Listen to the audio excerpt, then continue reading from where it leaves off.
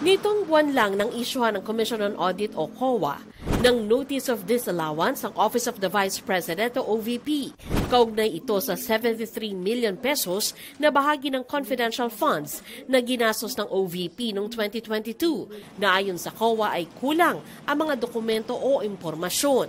Ibig sabihin, hindi pasado sa auditing ng COA ang mga transaksyong nakapaloob dito. Kabilang sa tinukoy ng COA na liable sa mga transaksyong ito si Vice President Sara Duterte. Sinabihan ang mga liable na isettle ang disallowance. Ayon sa COA, bagamat nakapagsumite ang OVP ng listahan ng mahigit 100 nitong aktibidad, hindi ito nagsumite ng patunay ng tagumpay ng mga surveillance activities na ginastusan ng halos 69.8 million pesos.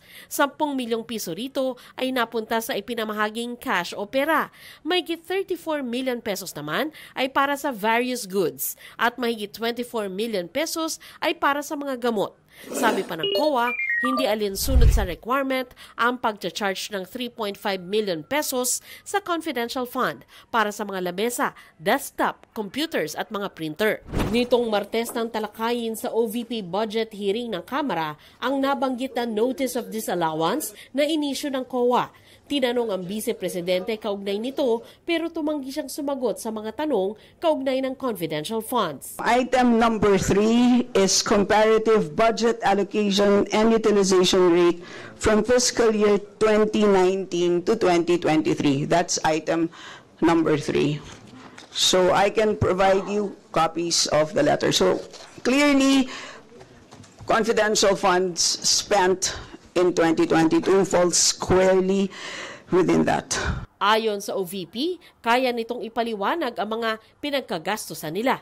Yan po ay hindi final dahil we are given 6 months under COA's own rules to appeal po yung notice of disallowance dun sa commission proper mismo. And even after that, it's also appealable to the Supreme Court. Hindi na nagdetalye ang tagapagsalita ng OVP sa mga pinagkagastusan ng opisina pero magpo-provide tayo ng mga additional documents para po maipakita talaga sa COA na wala naman pong maling paggasta ng pera dito. Para sa GMA Integrated News, Sandra Aguinaldo, nakatutok 24 oras.